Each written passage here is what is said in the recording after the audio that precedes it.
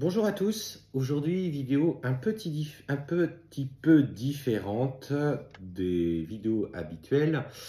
Alors je voulais parler notamment des relations de flammes jumelles réunies qui s'emmènent vers un processus de fusion et du coup l'environnement d'une manière générale, qu'il soit au sein de la famille, au sein du foyer et tout ce que ça emmène comme derrière. Alors, pour ceux qui sont en rendez-vous avec nous, c'est vrai qu'on en discute, j'en discute très volontiers parfois avec certaines personnes qui s'y intéressent pour le coup. Et ce que je voulais vous faire comprendre, c'est que quand vous vous réunissez, ou en tout cas vous êtes dans les prémices de réunion avec votre flamme jumelle, que vous essayez de constituer du coup un couple dans la matière, alors, il y a des enfants, en fonction bien sûr de votre parcours, de votre âge, et ça génère beaucoup d'énergie parce que le taux vibratoire des flammes jumelles réunies est très élevé. Qui dit taux vibratoire très élevé dit forcément beaucoup d'énergie autour de la famille, mais du coup, ceux qui gravitent autour de vous peuvent bénéficier de ces énergies. Par exemple, pour ceux qui seront dans cette réunion avec des enfants, alors je vous invite à garder cette vidéo de côté. Sachez une chose, c'est que les énergies qui sont drainées dans la maison, au sein du foyer, vont amener vos enfants de la même manière que vous à peut-être travailler de manière plus sensible, plus rapide que certains autres enfants. Dans le sens où dès qu'il y a notamment de la sensibilité, des blessures, hein, parce que pour le coup, les enfants ont également aussi leurs propres blessures, en fonction de ce qu'il y a eu déjà dans les peu de nombre d'années qu'ils ont, mais d'incarnation, mais ça ne veut pas dire pour autant qu'il n'y en a pas, et notamment aussi et celles en lien avec leur vie antérieure. Et en fait, ça génère énormément d'énergie, et ce qu'on se rend compte, c'est que même nous, à la maison, hein, nos enfants euh, travaillent leurs blessures peut-être plus intensément que d'autres enfants. Donc ça génère beaucoup d'énergie. Ça peut, parfois, dans des moments d'inconfort, je dirais, pas exploser, mais prendre une tournure un peu plus, avec beaucoup plus de sensibilité. Les enfants peuvent effectivement, comment vous trouvez le bon mot que je cherche, être plus sensibles à des choses du quotidien. Donc c'est vrai que des fois, il y a des pleurs, il y a des crises, comme dans toute famille. Pareil pour l'environnement familial, il y a des gens qui vont du coup s'éloigner de vous. Parce que les vibrations que vous générez n'est pas en accord avec eux, et ce que vous représentez les met un petit peu dans l'inconfort. Alors il y en a qui vont s'éloigner pour revenir, il y en a d'autres qui du coup ne reviendront pas.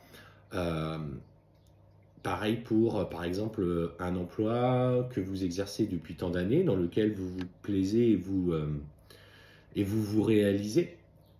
Et en fait, vous allez vous rendre compte que ces emplois, à un moment donné, alors qu'ils soient beaucoup, par exemple, dans le médical, je vais parler du médical, je vais parler de ce que je connais aussi, le domaine de la justice, viennent toucher votre sensibilité et vient mettre des situations de vie qui vous paraissent de plus en plus insupportables, que ce soit des choses très graves, alors dans la justice par exemple des viols, des agressions, etc., ou des violences conjugales. Et dans le domaine médical, pour ceux qui sont dans le médical, effectivement, voir les traumatismes de la vie, des décès réguliers, des pathologies graves, des familles peut-être qui ne sont pas là non plus pour assister les gens. Et en fait, la réunion d'un couple de flammes jumelles, et en tout cas le processus de fusion, est un processus à long terme. Parce que malgré que nous ayons travaillé sur nous dans la phase de séparation en lien avec la relation, il y a tout un travail qui continue à se faire d'épuration derrière. L'amour inconditionnel se vit dans une relation amoureuse, mais elle se vit aussi dans tout l'environnement qu'il y a autour de nous. Comprendre que chacun progresse à son niveau avec ses petites blessures, ses grosses blessures, qu'elles soient de l'injustice, de rejet, de l'abandon. Et voilà, ça évolue vraiment avec le temps. C'est un travail de longue haleine, et pour le coup, pour être honnête, ça nous concerne également. La meilleure chose que je peux vous dire dans ces difficultés que parfois on peut rencontrer, c'est surtout être dans la communication et l'équilibre des deux égos du chaser et du runner. Alors, le chaser et les runners ont estompé ces comportements de fuite et de retour. Pour vous rassurer, moi étant ancien runner, aujourd'hui, quand dans des phases difficiles, je ne ressens plus le besoin de fuir. Ça, c'est par contre, c'est quelque chose qui aujourd'hui est dépassé. Mais par contre, c'est lier les deux égos pour aller dans une décision commune, un partage commun pour des compromis communs, avec justement cet équilibre qu'on peut avoir avec, que ce soit Sabrina ou moi d'ailleurs, avec les prises de recul que nous pouvons avoir tous les deux. Des fois, Sabrina en a plus que moi sur certains sujets, quand moi je vais en avoir d'autres sur d'autres sujets. Et en fait, c'est ce compromis. Alors vous me direz, effectivement, ben là, ça concerne tous les couples. Exactement, ça concerne tous les couples. Et voilà, c'est cette communion, c'est cette communication, c'est cet équilibre dans l'adversité. N'oubliez jamais que, comme je le dis, Sabrina le dit aussi, le monde énergétique, il faut le considérer comme un monde de nuit. Et un couple de flammes jumelles, notamment, c'est comme deux phares qui se sont associés et qui irradient de lumière autour d'elles. Sauf que bah, ça amène à soi, alors, de la positivité, mais aussi de la négativité qui va chercher à aller vers ce positif. Parce qu'on a tous besoin de lumière, on a tous besoin d'énergie. Cette complémentarité, cette soudure qu'il peut y avoir dans la relation, elle est importante et elle doit être structurée et elle doit être perdurée. Et sachez qu'il y a des couples de flammes jumelles, notamment une personne que je suivais, qui était quasiment le seul à en parler à l'époque où Sabrina et moi étions en séparation, s'est réuni à sa flamme jumelle et s'est reséparé derrière parce que les égos ont malgré tout repris le contrôle.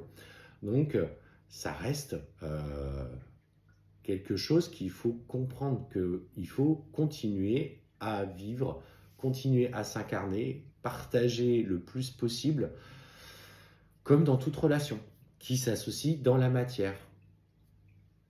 Normalement, les gros des blessures ont été traités. Je dis bien les gros parce que de toute façon, il y a toujours des réminiscences avec des schémas répétitifs, des schémas transgénérationnels, des éducations respectives. Et ça laisse des traces. On a beau lâcher prise sur nos égos, mais ça laisse malgré tout des traces et on ne soigne pas tout. On le soignera dans la durée, comme tout le monde. Et il faut bien saisir qu'un travail d'une manière générale, de guérison de ces blessures ne se fait pas sur un cycle de 3 ou 4 ans, mais se fait sur toute une vie. Alors effectivement, il y a une compression sur une période qui peut aller plus ou moins longue durant la séparation, où là, du coup, c'est le gros qui est traité, mais l'après, comprenez que ça continue à deux, dans cette notion de partage. En fait, faites-vous confiance, faites confiance en votre autre, surtout dans ce que vous aurez traversé après. Parce que dans les projets, par contre, que vous mettrez en place, vos vibrations serviront vos projets. Que ce soit des projets professionnels, tournés vers spirituel ou vers autre chose, l'amour inconditionnel se donne dans tous les aspects de votre vie. Pour un restaurateur, elle peut se transmettre par un repas qu'il propose à ses clients. Quelqu'un qui, je sais pas, qui est garagiste, qui du coup est dans le partage de l'amour, malgré, voilà, il répare une voiture, mais c'est quelque chose de matériel. Quelqu'un qui travaille dans le domaine médical.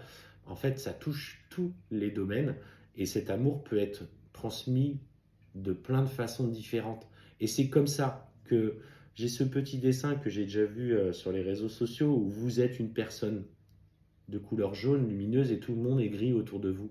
Et parce que vous la touchez avec votre sincérité, votre sensibilité, votre amour, eh ben, ça sème cette petite graine en lui qui du coup lui aussi s'éclaircit, devient aussi jaune et en fait retransmet à son tour. Le but étant d'être dans ce partage-là.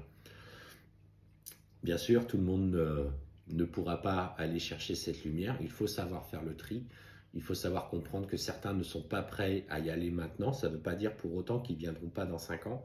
C'est pour le moment pas leur moment. C'est eux qui, avec leur propre incarnation, qui feront ce choix-là.